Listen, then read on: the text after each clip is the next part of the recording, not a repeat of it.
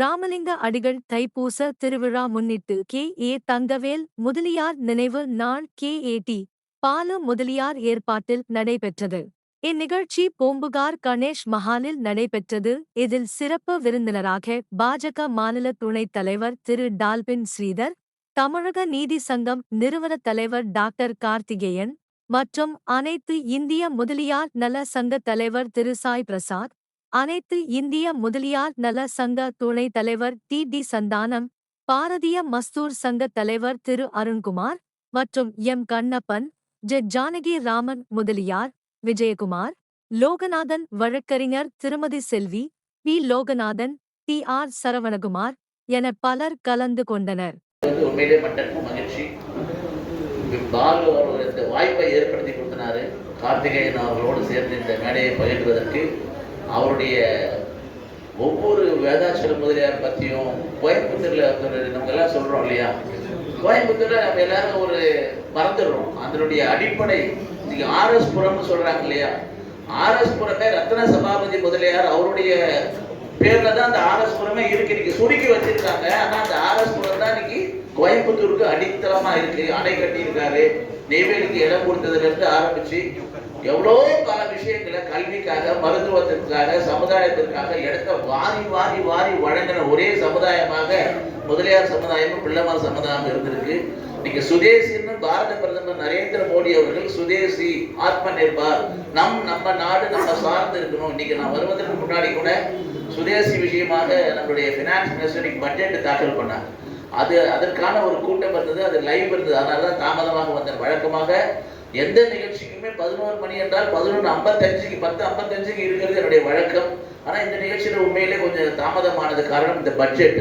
இந்த பட்ஜெட்ல கூட அவங்க என்ன சொல்றாங்க, ஆத்ம நிர்பார், நம்ம பாரத நாடு நம்ம சுயசார்புல இருக்கணும், நம்ம நாடு மற்ற நாட்டை சார்ந்து இல்லாம பொருளாதாரத்துல உயரணும்னு. ஆனா இன்றைக்கு பிரதமராக மோடி அவர்கள் என்ன கொள்கையை சொல்றாரோ அதை எத்தனை 100 வருஷத்துக்கு முன்னாடி எடுத்தவர் சுதேசி நேவிகேஷன் கம்பெனி ஆரம்பிச்ச பாபு சிதம்பரம்.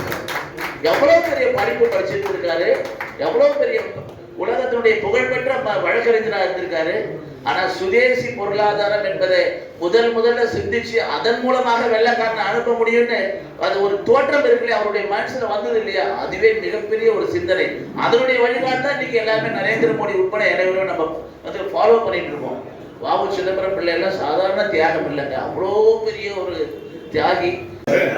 நான் திமுக முதலியாரா நீங்க பாத்துட்டீங்க. கை 20 வருஷமா சூரியனுக்கு தான் போட்டுருக்கு. சூரியனை கிட்ட போனால கிட்ட போயிட்டு பாரு, நான் என்னப்பா பண்றது. இந்த விரல் 50 வருஷமா எம்ஜிஆர் பார்த்து எம்ஜிஆர் பாட்டை கிட்ட ரெட்டலைக்கு தான்ப்பா ஓட்டு போட்டுருக்கு. ரெட்டலை பக்கம் போயிடுது கை. என்ன பண்றது? அப்படியெல்லாம் போடக்கூடாது. ஜாதியை பார்த்து முதலியார்கள் ஓட்டு போடுங்கள். முதலியார்கள் ஜாதியை பார்த்து ஓட்டு போடுங்கள். முதலியார்கள் ஓட்டு முதலியாருக்கு. சொல்லுங்க, முதலியார்கள் ஓட்டு முதலியார்கள் ஓட்டு முதலியார்கள் ஓட்டு அந்நியர்களுக்கு கிடையாது. முதலியார் எந்த கட்சியா இருந்தாலும் ஓட்டு போட்டு ஜெயிக்க வைங்க. சமுதாயம் வளரும், அனைவரும் வளர வேண்டும். வாழ்க முதலியார். மாநில துணைத் தலைவர் எவ்வளவு பெரிய போஸ்ட், இதை நம்ம பயன்படுத்த மாட்டோம். இன்னைக்கு அவர் முதலியார் நான் சொல்லிட்டேன். இனிமே முதலியார் யார் வந்தாலும் டாக்டர் ஸ்ரீதரன் உங்களுக்கு உதவி செய்யணும். ஒரு போஸ்டிங் வாங்கி கொடுக்கிறதோ, பரிந்துரை பண்றதோ, போலீஸ் ஸ்டேஷன்ல நீங்க பேசணும்னு மிகப்பெரிய தேசிய கட்சியில் மாநில துணைத் தலைவராக இருக்கணும். அண்ணன் உதவிகள் கேட்டா செய்வீங்களா?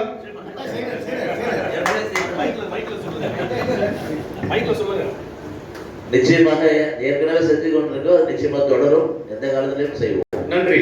நீங்க என்ன தெரியுமா பண்ணணும்? வேளச்சேரி எம்எல்ஏ ஆக்கி அண்ணன் சட்டசபைக்கு அனுப்பணும். பண்ணுவீங்களா?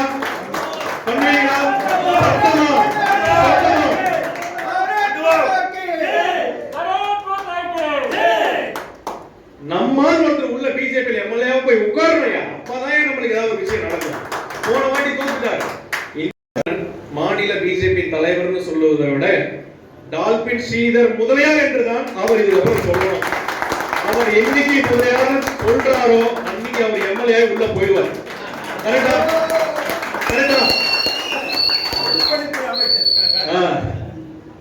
துணை முதலமைச்சருக்கு என்ன பொது பண்ணுறாங்க?